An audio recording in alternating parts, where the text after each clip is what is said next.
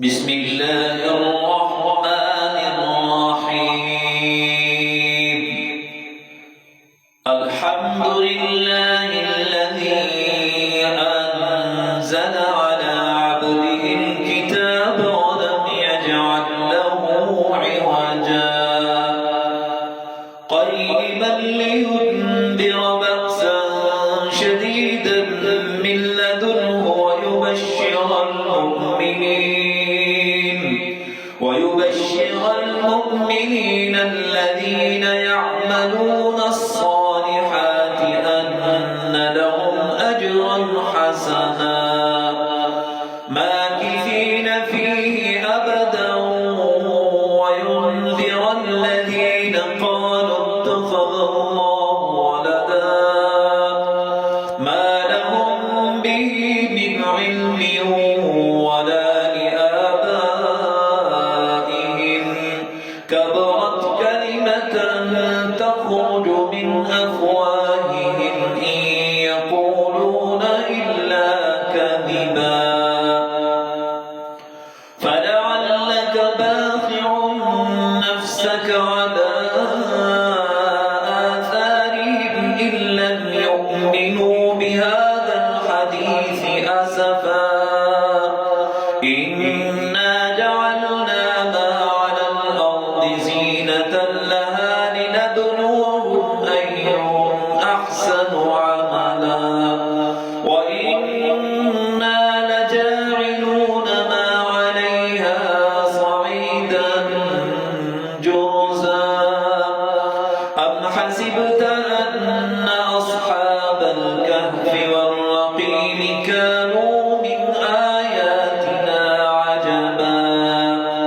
إذ أوى الفتية إلى الكهف فقالوا ربنا آتنا من لدنك رحمة وهيئ لنا من أمرنا رشدا فضربنا على آذانهم في الكهف سنين عددا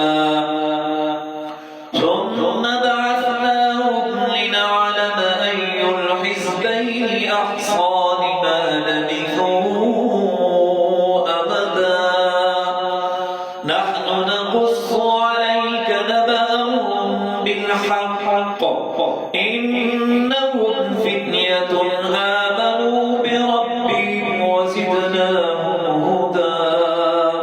وربطنا على قلوبهم إذ قاموا فقالوا ربنا رب السماوات والأرض لن ندعو من دونه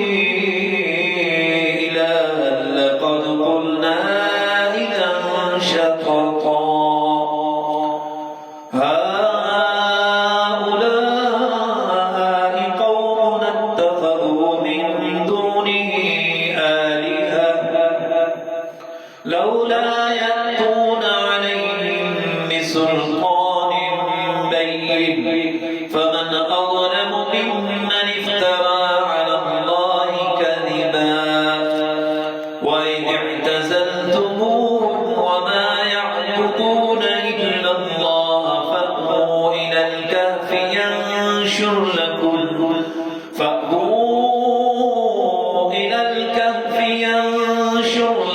ربكم من رحمته ويهيئ لكم من أمركم مرفقا وترى الشمس إذا طلعت تزاور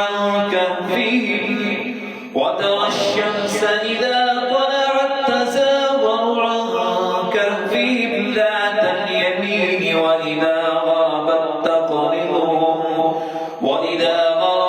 تقرضهم ذات الشمال وهم في فجوة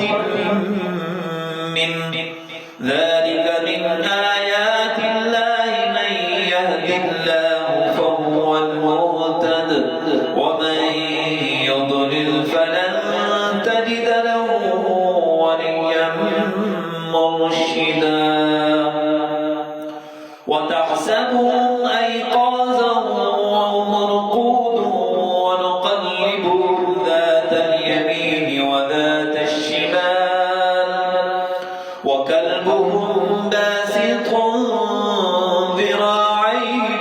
رصيد لو اطلعت عليهم لوليت منهم فرارا ولملئت منهم رعبا وكذلك بعثناهم ليتساءلوا بينهم قال قائل منهم كم لبثتم قالوا لبثنا يوما أو بعض يوم قالوا ربكم أعلم بما لبثتم فابعثوا أحدكم بورقكم هذه إلى المدينة فلينظر أيها أزكى طعاما فليأتكم برزق منه وليتلطف ولا يشعرن بكم أحدا إنهم إن يظهروا عليكم يرجموكم أو يعيدوكم في ملتهم ولن تفلحوا إذا أبدا وكذلك أعثرنا عليهم ليعلموا أن وعد الله حق وأن الساعة لا ريب فيها إذ يتنازعون بينهم أمرهم فقالوا ابنوا عليهم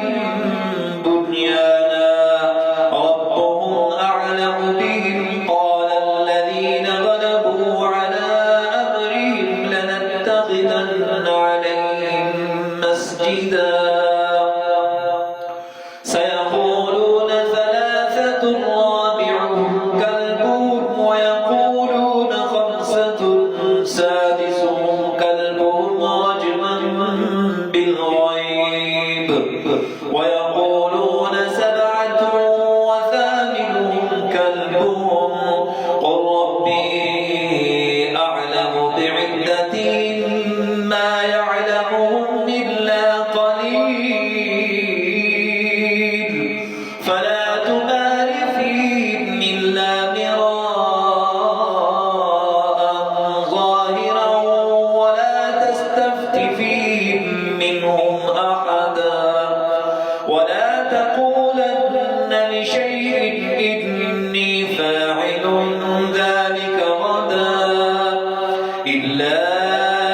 أن يشاء الله واذكر ربك إذا نسيت وقل عسى أن يهديني ربي لأقرب من هذا رشدا ولبثوا في كهفهم 300 سنين وازدادوا 9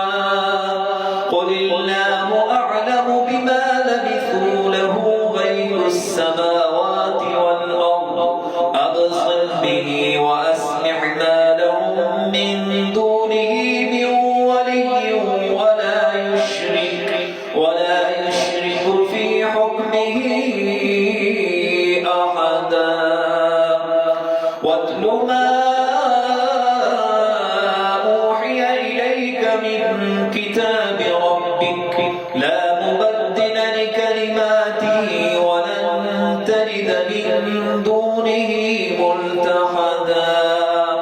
واصبر نفسك مع الذين يدعون ربهم بالغداة والعشي يريدون وجهه ولا تعد عيناك عنهم تريد زينة الحياة الدنيا